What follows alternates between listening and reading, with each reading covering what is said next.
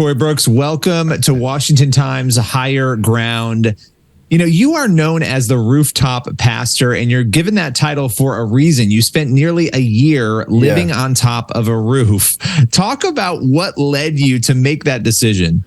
Well, we were fighting the violence in Chicago, Billy, and I was determined to bring as much awareness as I possibly could to the violence in our neighborhood, where it was called the most dangerous block in all of Chicago.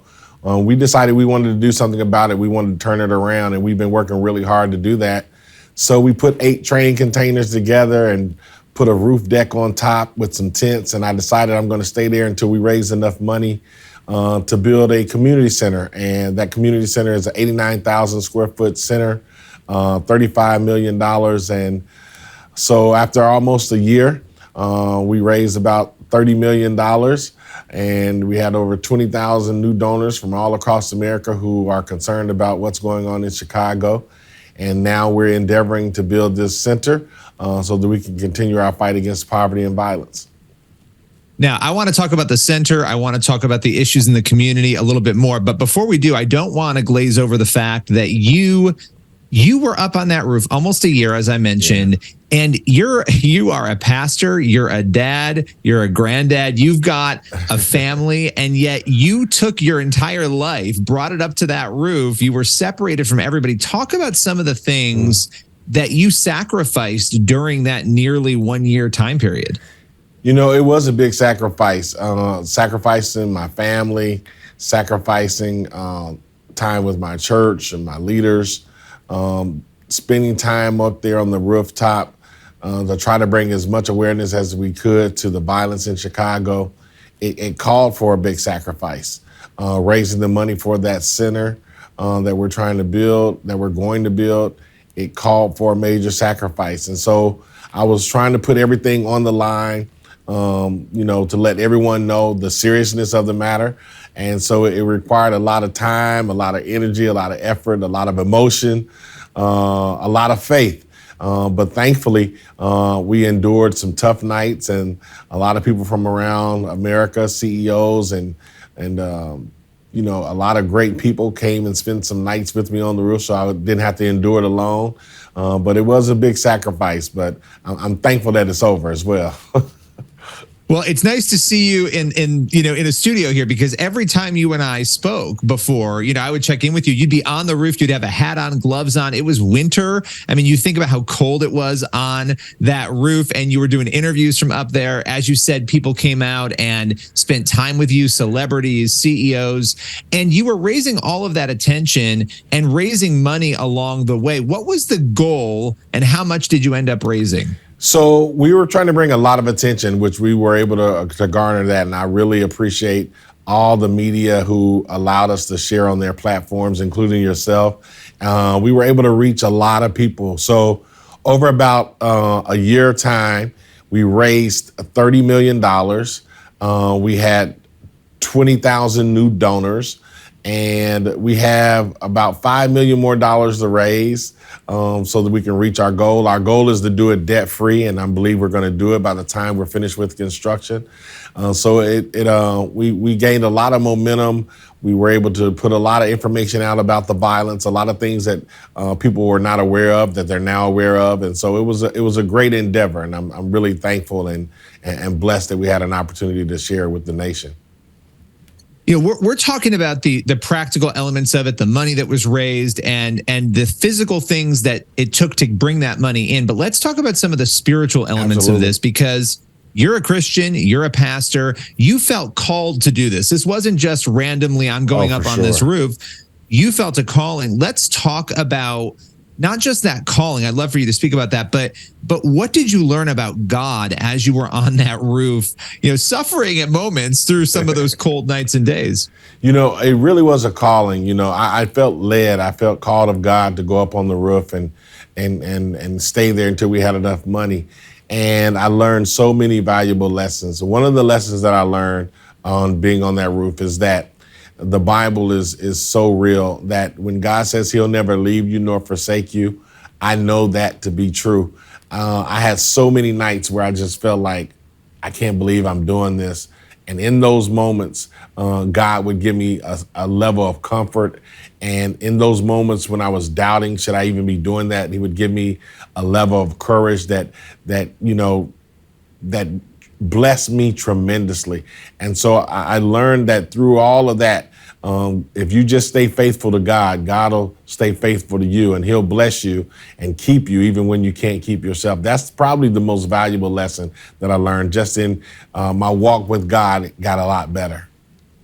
It got a lot better. And here you are, a faith leader going through that. And, there's some elements of what you learned about yourself in that, but I'd love for you to speak a little bit more, about that, because it's one thing to set a goal, but I'm sure you learned a whole lot about yourself on that roof as well. Oh, for sure. One of the things I learned about myself is that I can endure, that oftentimes we can endure a lot more than we think. That there were nights where I really, really wanted to throw in the towel and just say, enough of this. But I was able to get through that, and that let me know that I'm a little tougher than I sometimes you may think, or that I may have thought, and that not only am I a little tougher, but a little more courageous. And I can't tell you the amount of faith that I've gained. I consider myself a person of faith. I consider myself to have a great faith. And even going into this endeavor, my faith was strong, but my faith after enduring increased, and even more so now. I really believe in God to do some great things in my life and in the life of our church and in the life of my family and Project Hood. And so my personal faith with God has increased tremendously. And I'm glad that I had the opportunity to be on the roof. I'm glad I had the opportunity to share with so many people. Just today, matter of fact, I got a phone call from a lady. I didn't even know who she was. And she was telling me how she was inspired by the fact that I was on the roof. And I'm thinking, here I am on the south side of Chicago, a Black preacher, and I'm inspiring people, and that's what it's really all about. If you can inspire people to help them in their walk with God and inspire them to be more courageous and more faithful, it's all worth it. Well, and that's the ripple effect too, right? Because we're talking about the practical nature. You had a goal, you raised the money, you're going to start building this center, right? It's going to happen. It's a reality now. But then there's the inspiration you brought to so many other people. You were doing video logs and writing for Fox News and other outlets during this time and updating them. And that inspired a lot of people to say, you know what, if he can go and do this, maybe I can go and do something. And I think that's part of the story that I find so incredible. But I do want to pivot into Chicago a little bit more, because Chicago has been in the headlines. Obviously, a lot of cities have been for crime and violence and all of these sorts of things that have been going on. What do you think are some of the biggest misconceptions maybe about Chicago, the inner city of Chicago? Well, one of the biggest misconceptions is that if you just walk down the street, you're going to get killed. So many people think that that violence is just everywhere. Now, don't get me wrong. We're dealing with some very serious issues in the city of Chicago. We're dealing with violence that is really rampant. But Chicago overall is it's a magnificent city. And, especially in the summertime when the lake is going and the boats are out there, it's probably one of the most beautiful cities in America. And it just so happens that the violence stains it. It stains the beauty of Chicago. It stains the love that Chicagoans have for one another. It's a very vibrant city. It's a very intelligent city. And but at the same time, we're dealing with some serious issues and serious problems. Just this past month, we've had an uptick in violence of 38%. We've got a new mayor who's come into the scene, and our violence is not getting any better. And that kind of puts a little damper on the beauty of the city. Yeah, absolutely. And let's talk about the center, because clearly, this will help us sort of understand some of the other issues. You've talked about some of them, but you are putting this smack dab in the middle of an area that has a lot of need. Yes. Talk about what the center is going to have in it, what it is going to do for that community. Yeah.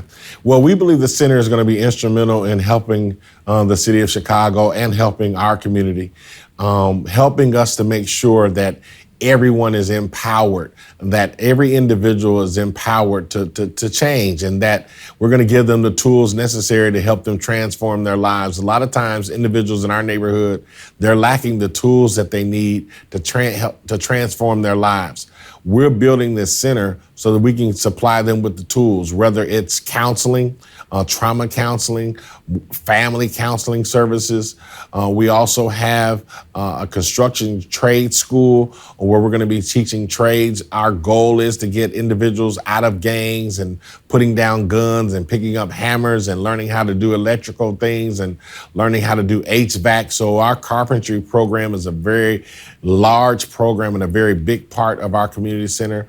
I tell people the best way we can describe our community center is kind of like a trade school and a YMCA having a baby on steroids. It's a major facility, and it's going to have so many different components, but all of those components are to help people be empowered, not to give them a hand out, but to give them a hand, not to teach them how to fish, to teach them how to make it on their own and how to walk on their own and how to do things on their own. That's what this center is really about. Yeah, that is incredible. And we need more of that all over the country. This isn't just a Chicago problem. I live in New York, just outside of New York City. New York City has a lot of the same headlines going on of late, right? And so this is the solution that we need. And we need people to step up and stand out as you have to help lead the charge on this. Thank you. At the end of the day, when all is said and done, when you look at what your legacy is with Project Hood, your organization, and with this center in particular, what are you hoping that legacy will be? That's a great question. I'm hoping that my legacy will be one that says he did everything he could to make humanity better. He did everything that he could to make the world a better place. I really do believe in my heart that all of us have gifts, skills, talents, and abilities, and that those gifts, skills, talents, and abilities are not just created for us, but they're created to help the world become a better place and to make people be better. And so I want to leave everything that I have on this planet when I die. I want to die knowing that I gave it my all. I want to die drained. I want to die with all my gifts used, with all my talents used, everything to make the world a better place.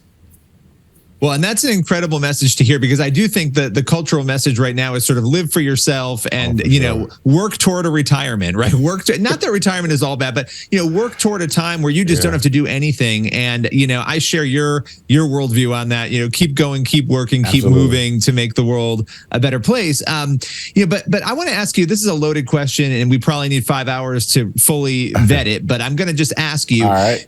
When you look at these issues in Chicago, in other places, and you look at what is happening culturally, what do you think is driving some of these upticks in violence and chaos? Well, we have a culture where they're promoting a lot of things like defund the police. One of the biggest mistakes that I think we're making as a country is when we take support away from the individuals who are supposed to be protecting us and helping us.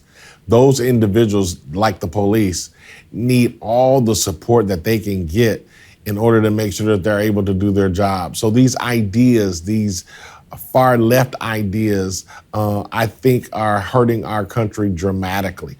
Not just defund the police, but the things that we're seeing in our school systems, where we're seeing that people don't want to give poor kids the opportunity to have a choice on what school they go to. You know, it's very sad that a lot of people who have the means, they can pick what school they want their children to go to, whether it's a public school or a private school or home school or charter school. But oftentimes, a lot of poor people, like who live in my community, are regulated to just going to that school, even if it's a failing school. So I think not having the opportunity to promote choice so that parents can choose what's best for their children, I think is an idea that is hindering America, Chicago, and America from going forward. So we got all of these leftist ideas, I really do believe are hurting our country.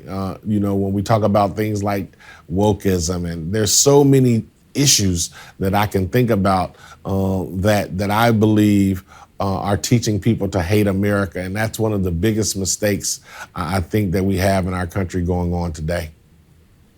You know, one of the other issues, you know, the family, for years, for decades, you know, this conversation about the importance of the family. And, you know, we're really watching a situation right now in America across the board where it seems as though, you know, you have a fatherlessness crisis, you have all, you know, the divorce. I mean, there's so much with the family going on. You know, how often do you encounter those issues in your work? You know, so much. In our neighborhood alone, 80% of the households are single parent households.